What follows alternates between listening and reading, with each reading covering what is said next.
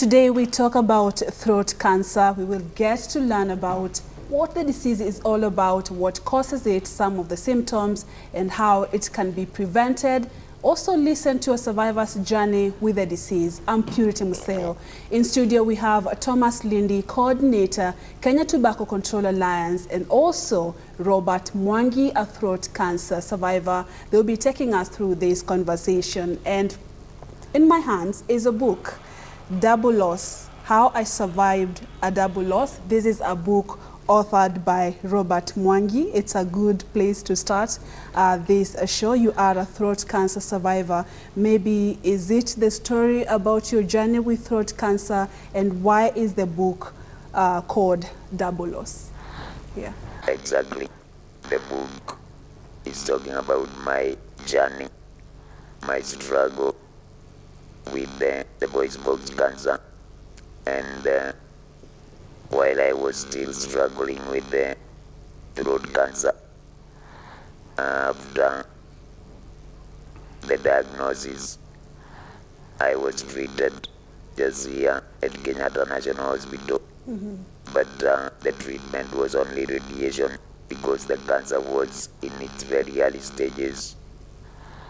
Then after the treatment took about 1-2 years, but it was not continuous. I was going for treatment and then going back home. Then unfortunately, after surviving that time, 7 years later, my cancer recurred, and now this time I had to go for specialized treatment out of the country to get my voice box removed, because the cancer had now reached the 3rd stage. And the only solution, according to the doctors here, they told me the only way is to remove the whole voice box to avoid a recurrence of the cancer. That was when was it diagnosed? That was the year 2003 is when I was first diagnosed with it. Then I was treated. I went through a lot of problems, especially the pain that I went through, and the doctors had initially diagnosed my cancer and told me that it was caused by cigarette smoking. So they warned me against continuing to smoke. Otherwise, I would not have survived if I continued smoking. Yeah, and you'll be telling us details of that. Thank you so much. It's a beautiful book. I was reading. I've already done the first part on introduction, and it's good that people understand the journey of cancer survivors. And next to me is Thomas Lindy. Thank you so much. It's good to have you, Thomas. He mentioned that his cancer was as a result of smoking. Let's talk about the burden of cancer and the kinds of cancer that are caused by smoking. Yeah, thank you, Purity, for having me in this show once again. Yeah. It's always a pleasure. And Robert's journey is a journey that so many people are going through. They have just not gotten the opportunity to come out. If you go through the country, there are so many people who are suffering due to tobacco use and other causes of cancer like lifestyle and exposure to harmful chemicals. So this is an interesting topic, and I'm happy that this month we can be able to shed light on this. The burden is so big that cancer is the 3rd cause, is considered to be the 3rd cause of death in Kenya. That means that from the studies that we have, more than 32,000 Kenyans are actually, we have lost Kenyans through cancer use. So over a period of time. So, and we think that it's high time that this issue got the attention that it requires. Specifically, talking from where I come from, tobacco use should actually be controlled so that we don't continue losing our people to such cancers. Maybe you can help us list these kinds of cancer where smoking is a risk factor? I will say almost all types of cancer. Smoking is a risk factor. It's starting with the lung cancer, which is major, because when you smoke, the smoke actually, the tar is deposited in the lungs. But you see the other types of cancer, like my brother says, of throat cancer, larynx cancer, and maybe cancer of the reproductive system, all those, name them.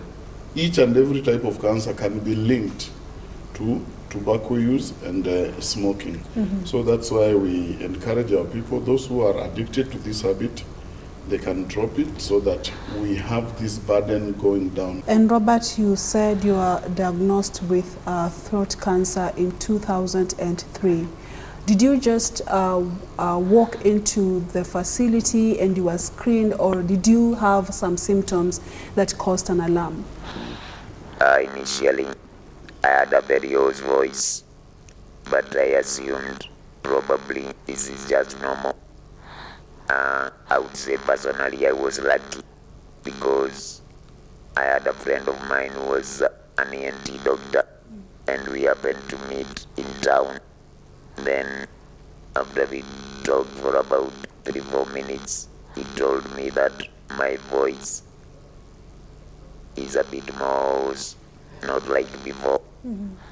So he just advised me, Robert, why don't you come next week to Kenyatta? We look at your throat and we see whether there is something. If there is nothing, we just release you. So I took the issue seriously, and I went to Kenyatta.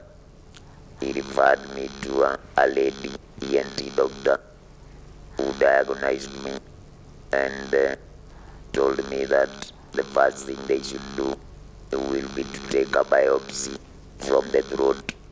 They don't want to conclude that I have cancer until they get the biopsy.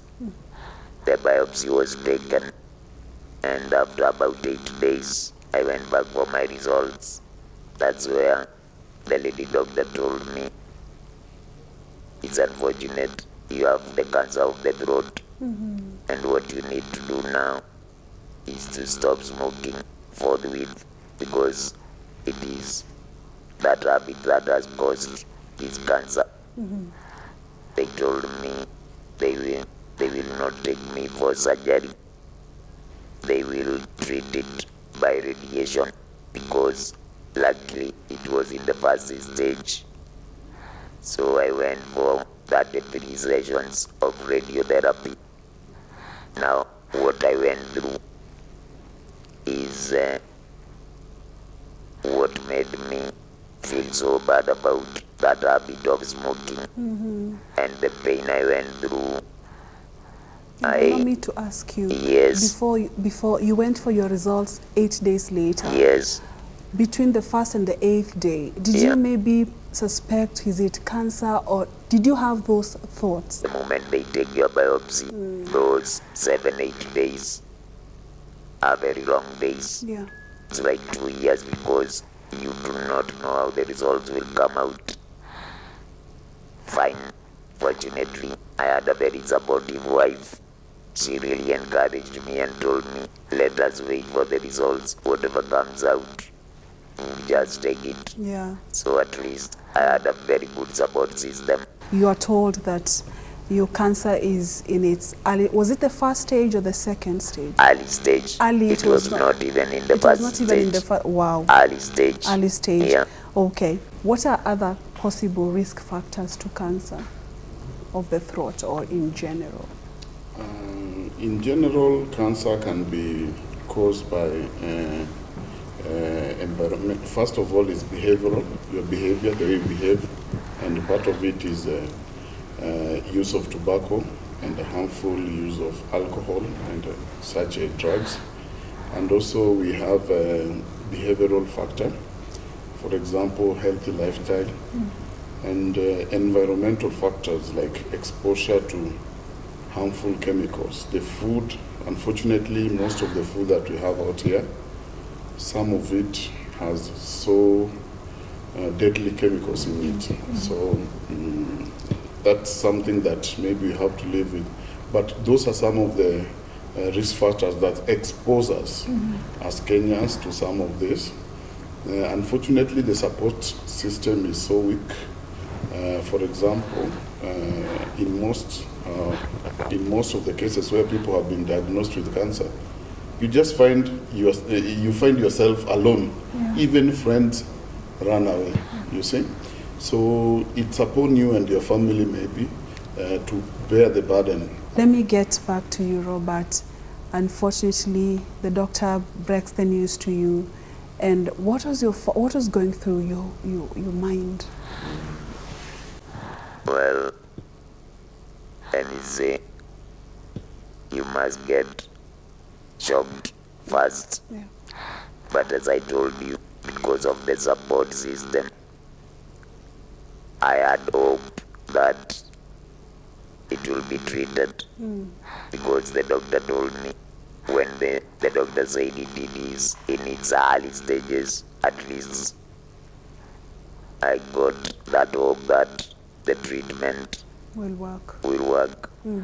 What I didn't know, or what the doctors don't tell you, is that radiotherapy has its side effects, Okay. which they don't disclose to you. And I later understood why they don't disclose, because our body chemistries are different. Yeah. He or she might tell you, you will get these and these side effects, then your body responds well, you don't get Yeah. the side effects. Yeah. So I believe professionally they should not tell you, because they also don't know. Yeah, they also don't know, Yeah. because every person Everybody, is yes. very different. But for you, For you me. can tell us, how was the experience? You said 33 sessions? Yes, Okay. the first, second, 5, 10 sessions are okay. I even say that kumbe, this is just a walkover. Yeah.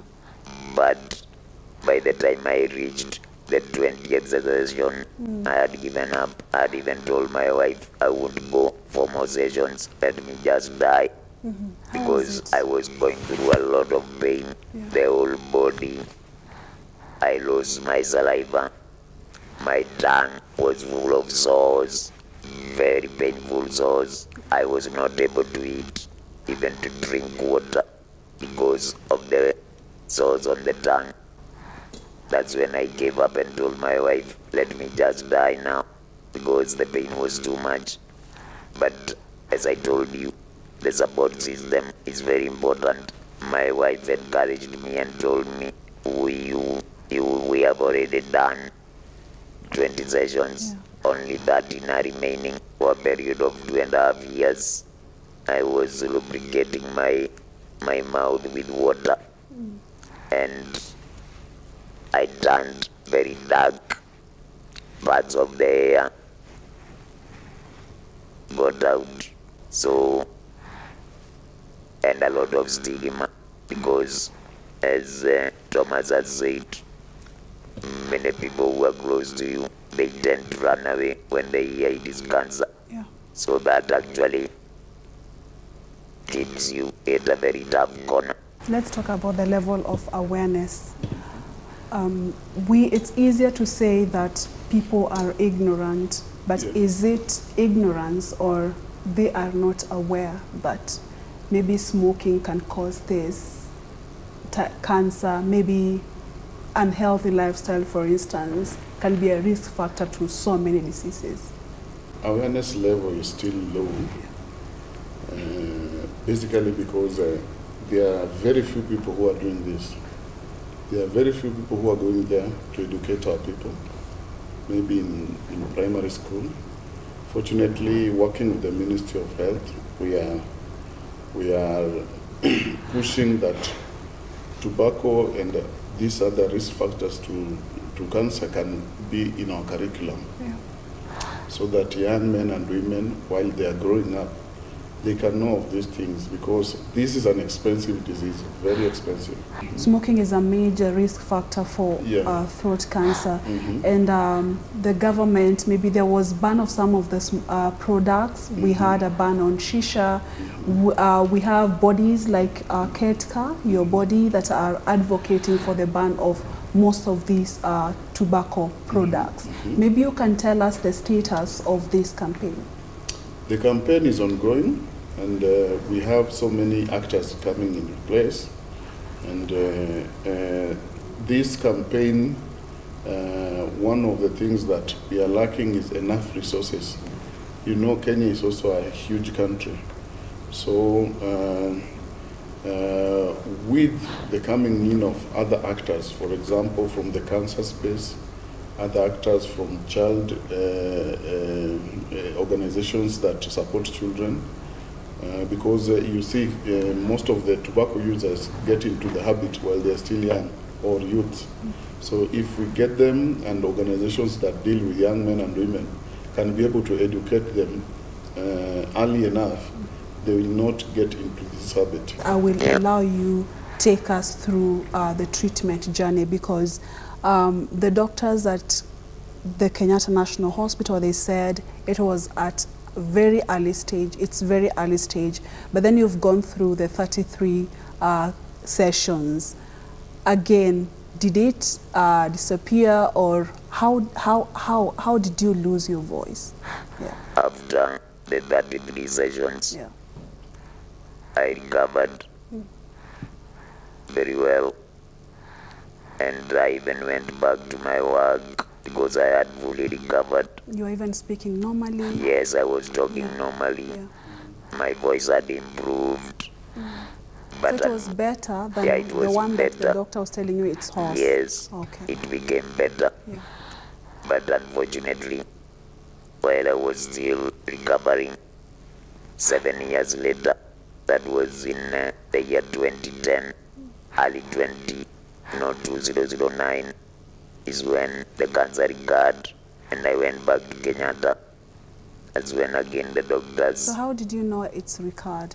The voice went back to... Yeah, the voice went, I started losing my voice. Yeah. So, and again I was going for clinics at Kenyatta, so the doctors were checking on me and my progress.